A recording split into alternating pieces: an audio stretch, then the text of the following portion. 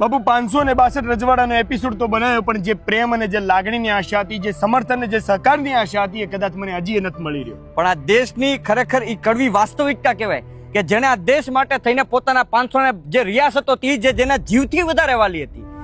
કે કદાચ તમે અત્યારે 1 વીઘામાં કોક 1 વીઘા કોકને દાન આપો ને તો પણ ઈ ત્યાં મોટા મોટા બોડિયા લગાવશે. પણ સાહેબ, જેને પોતાના કાળજાનો ખટકો, જેને એમ કહેવાય કે 562 રિયાસતો ત્યાં દેશના ચરણોમાં આ દેશને એકત્રીકરણ કરવા માટે જેને હસતા મુખે દઈ દીધી, અને એની આજની પેઢી આપણી એને આ યાદ નથી કરતી ને, એ જ આપણી માટે ખૂબ જ ખરાબ વાત કહેવાય.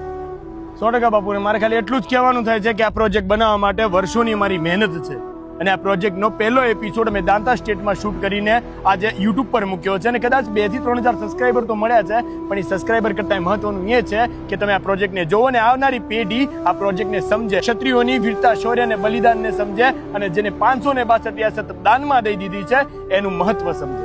જય માતાજી. ક્ષત્રિય ધર્મ યુગે યુગે, સનાતન ધર્મ યુગે યુગે.